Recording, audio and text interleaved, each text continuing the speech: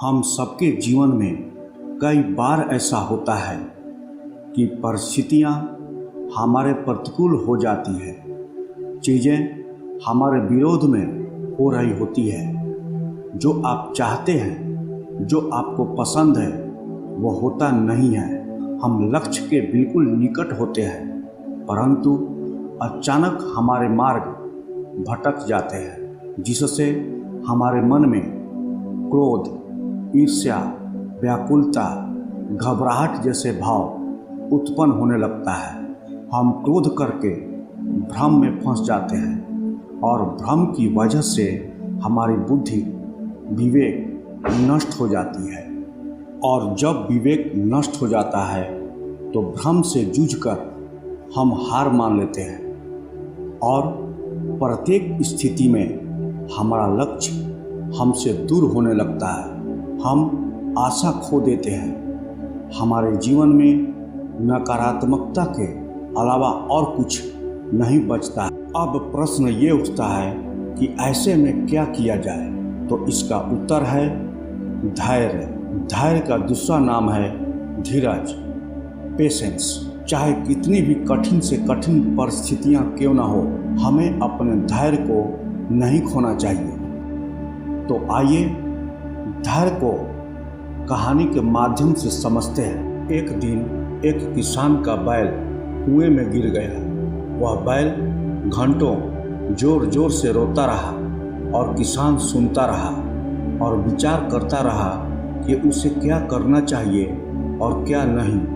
अंततः उसने निर्णय लिया कि चूंकि बैल काफ़ी बूढ़ा हो चुका था, अतः उसे बचाने से कोई लाभ होने वाला नहीं था और इसलिए उसे कुएं में ही दफना देना चाहिए। किसान ने अपने सभी पड़ोसियों को मदद के लिए बुलाया।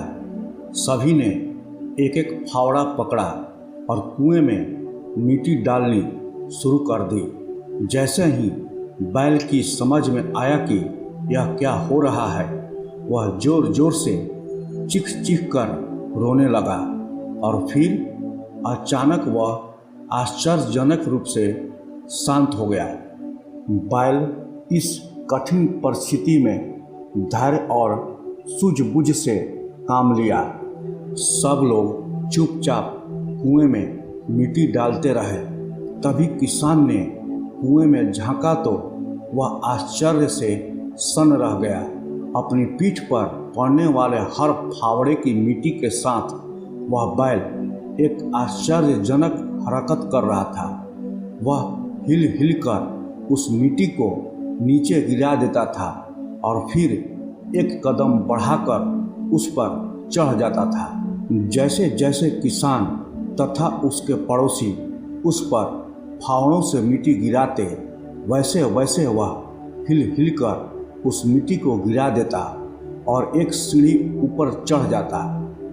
जल्द ही सबको आश्चर्यचकित करते हुए वह बैल कुएं के किनारे पर पहुंच गया और फिर कूद कर बाहर भाग गया। ध्यान रखें, आपके जीवन में भी बहुत तरह से मिट्टी फेंकी जाएगी, बहुत तरह की गंदगी आप पर गिरेगी।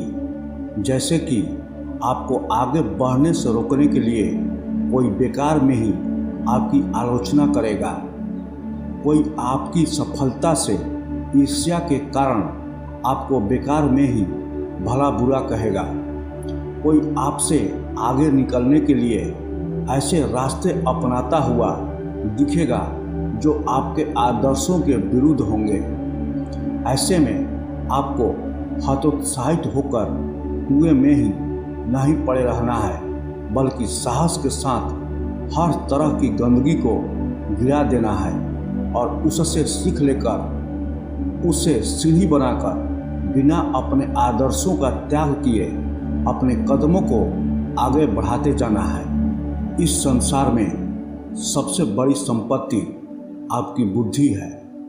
सबसे बड़ा हथियार आपका धैर्य है। सबसे अच्छी सुरक्षा आपका विश्वास है। सबसे बढ़िया दवा आपकी हंसी है। और आश्चर्य की बात है कि यह सब निःशुल्क है। स्मरण रहे कि जो गिरा है वो उठा है, जो उठा है वो चला है, जो चला है वो बढ़ा है, जो बढ़ा है उसने ही इतिहास गढ़ा है। इसलिए अगर आप किसी भी समस्या से जूझ रहे हों तो हमें अपना धीरज नहीं खोना चाहिए। धीरज रखने से मन शांत होता है। जब मन शांत होता है तो हम अपने विवेक और बुद्धि से सही निर्णय लेते हैं और आप अच्छी तरह से अपने शरीर, मन, अपनी भावनाओं, ऊर्जाओं, अपनी परिस्थितियों और अपनी दैनिक जीवन को संभालते हैं। जीवन की कठिनाइयों से निपटने का सबसे बेहतर तरीका यह है कि सबसे पहले आप इसकी उपस्थिति को स्वीकार करें, अपनी समस्याओं को स्वीकार करें और उसे अवसर के रूप में देखें जो आपकी छुपी हुई ताकतों को सामने लाएगा, आपके विवेक को जगाएगा।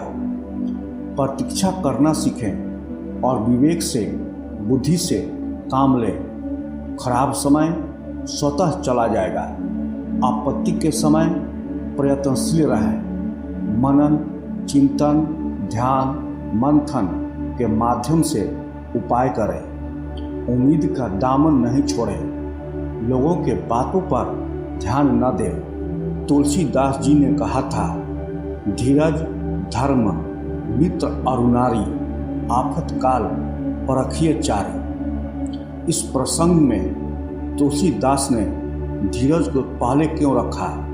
क्योंकि धर्म बाहर से आता है, मित्र बाहर से मिलते हैं, नारी यानी जीवन संगनी बाहर से मिलती है, परंतु धीरज हमारी आंतरिक शक्ति का प्रतीक होता है। ये हमारे अंदर से आता है। ये मेरा अपना है जिस पर हमारा खुद का नियंत्रण होता है। हमें शक्तिशाली बनाता है। परिस्थितियों के सामने अपने आप को एक शक्तिशाली व्यक्तित्व के रूप में सिद्ध करने का एक हुनर सिखाता है। भगवान कृष्ण कहते हैं, विपत्ति कितनी ही बड़ी क्यों न हो, वह अस्थायी नहीं होती है। इस संसार में कुछ भी अस्थायी नहीं होती है। जो आज है कल नहीं रहेगा। इसलिए धीरज रखना सीखें, क्योंकि ये बहुत बड़ी शक्ति है। हमें धैर्य और हिम्मत से किसी भी कार्य को करना चाहिए। अगर हम किसी भी कार्य को धीरज के साथ करते हैं तो वह कार्य हमेशा सफल होता है।